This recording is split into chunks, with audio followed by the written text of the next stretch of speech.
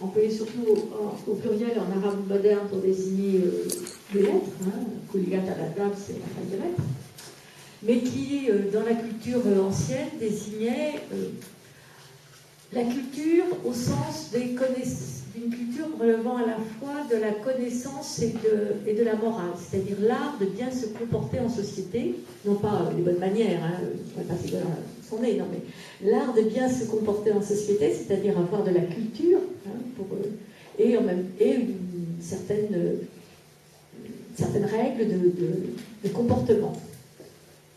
Et enfin, le mot qui va peut-être nous retenir davantage en notre causerie d'aujourd'hui, qui est le mot de ilm, au pluriel ulum, qui renverrait peut-être plus directement à la notion de savoir. On peut traduire ilm, pluriel ulum, par science, par discipline, par savoir. Mais le mot de ilm, au singulier, désigne le savoir par excellence, qui est la connaissance du bien, du beau et du vrai. Évidemment, vous voyez, on joue sur les mots, connaissance du bien, du beau et du vrai, qui ne peut être qui à terme est la connaissance du seul vrai bien, du seul vrai beau, de la seule vérité qu'est Dieu. Donc derrière le mot de rime, il y a toujours une tension vers le divin.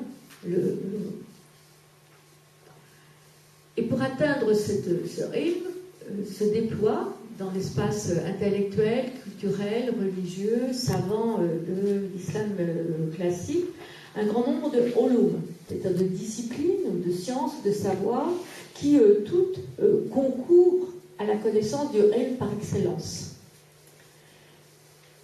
Je pense que c'est une des grandes caractéristiques de cette culture islamique médiévale, c'est l'idée d'une unité du savoir. Alors, transmission du savoir, en fait, on n'a pas mis de pluriel, on était d'accord, mais en fait, la transmission, ça va être la transmission de savoir au pluriel, du droit, de l'exégèse, des mathématiques, donc d'une discipline particulière.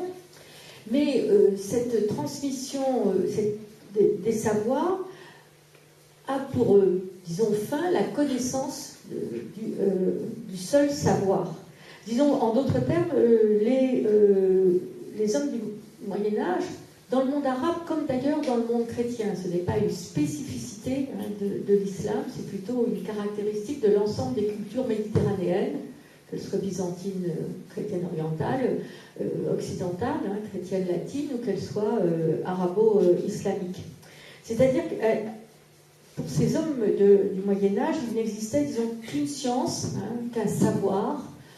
Donc cette connaissance du vrai, du beau et du bien, disaient les philosophes, la connaissance de Dieu, disaient plus volontiers les théologiens, mais finalement il n'y avait pas de grande différence conceptuelle. Et toutes ces disciplines concouraient à cette connaissance suprême. Alors quelles sont ces disciplines ? Là encore, il convient non pas de plaquer nos propres concepts et notre propre axiologie de la science moderne, et de regarder ce que disent les auteurs du Moyen-Âge, ces grands savants. Eh bien, si j'en prends trois, je ne les ai pas pris au hasard, bien sûr, mais quand même, on prend trois dont les noms apparaissent. Al-Khwarizmi, qui est un savant du Xe siècle, il distingue, alors on trouve le mot ulum, les sciences, il distingue celles qu'il appelle les disciplines de la loi, de la charia, et celles qu'il appelle étrangères. Al-Razali, le grand penseur du XIIe siècle, fait une distinction analogue. Vous voyez, on retrouve le même terme entre les ulum al-sharia, c'est la même chose, et celles qu'il appelle les autres, celles qui ne sont pas de la charia. Et Ibn Khaldoun, dont on aura peut-être le temps de reparler plus longuement à la fin, ce grand historien et précurseur de la sociologie au XIVe siècle, conceptualise encore davantage cette distinction en opposant les sciences qu'il appelle narkliya, celles de la tradition, aux disciplines, enfin disciplines ou sciences, pareil, là dans ma traduction, qu'il appelle celles de la hikmiya, on trouve le mot tout à l'heure de hikma, de la sagesse, de la philosophie. Donc vous voyez, cette distinction, elle court dans toute la culture arabe islamique. Qu'est-ce qu'elle signifie ? Quelle est cette distinction ? Eh bien, on a d'un côté les disciplines que nos savants appellent celle de la charia, ou de la tradition, et que nous appellerions peut-être plus volontiers, et que certains d'ailleurs dès l'époque médiévale appellent les disciplines religieuses, c'est-à-dire celles qui visent, qui ont pour fondement le Coran et la tradition musulmane, et qui cherchent à développer et expliquer le contenu de la révélation.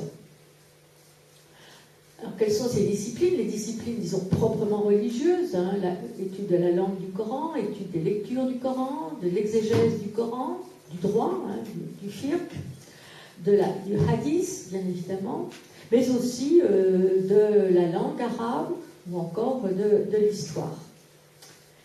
Les spécialistes de ces disciplines peuvent avoir des noms différents selon la discipline qu'ils pratiquent de manière privilégiée, mais tous, on va pouvoir les désigner comme des ulama, en forme francisée ouléma, donc les spécialistes de ces sciences, de ces disciplines religieuses.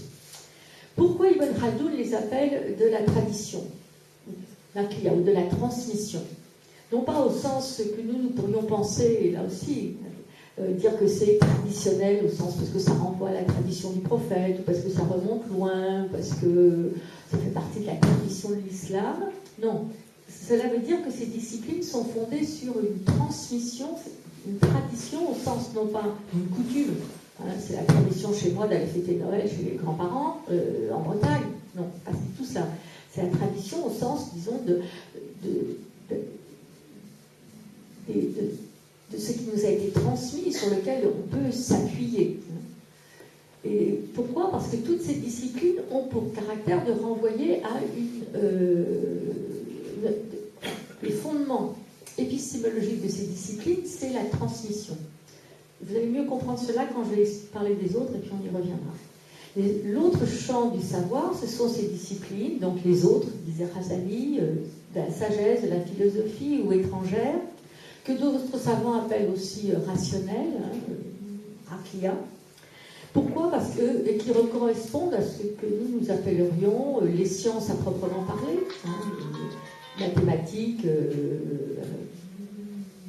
médecine, enfin les sciences, la médecine, l'astronomie, etc. Des disciplines qui sont considérées par les savants médiévaux comme relevant du même savoir et que nous depuis, disons, l'émergence d'une science moderne au XVIIIe siècle ne concevons plus comme des sciences, par exemple l'alchimie ou la science des talismans ou l'oniromancie. Et puis, bien sûr, la philosophie, toutes les formes de philosophie, c'est-à-dire d'accès à la connaissance du vrai par le raisonnement. Ces sciences, dans ces sciences rationnelles ou étrangères, on va aussi trouver les sciences pratiques et notamment, par exemple, l'économie, l'art de gouverner et d'administrer les biens d'une famille ou d'une nation, mais aussi la morale, c'est-à-dire l'art les règles nécessaires au bon comportement dans l'intérieur d'une communauté. Alors, ces sciences sont dites aussi étrangères, par exemple par Al-Khwarizmi, parce qu'elles sont étrangères à l'islam. Non pas parce que l'islam les rejette, bien au contraire, mais parce qu'elles sont nées, elles se sont développées extérieurement à l'islam, dans d'autres pays et d'autres époques, notamment la Grèce. La différence entre ces deux grands groupes de disciplines est fondamentale, elle est proprement épistémologique. Et c'est une question, même si je suis un peu loin du sujet, mais je vais y venir très vite. Ne vous inquiétez pas, monsieur le discutant. Mais comme je suis la première à parler, je pense que c'est important de savoir sans jeu de mots qu'est-ce qu'on entend par savoir, parce que sinon, après, on va... Et puis, je pense par rapport à des questions qui vous intéressent en termes de réflexion pour aujourd'hui, personnelle pour aujourd'hui, je pense que c'est pas sans intérêt. Enfin, bien sûr, le conférencier défend son propos, c'est assez bonne méthode. Je disais que la différence épistémologique est extrêmement intéressante et fondamentale. Et je trouve très stimulant que les savants musulmans du Moyen-Âge l'aient conceptualisé par cette distinction entre deux grands groupes de disciplines. La question fondamentale est celle-ci. Avant de savoir comment le savoir se transmet, qui est l'objet de notre discussion aujourd'hui, il faut savoir comment le savoir est acquis. Or, il n'y a que deux grandes voies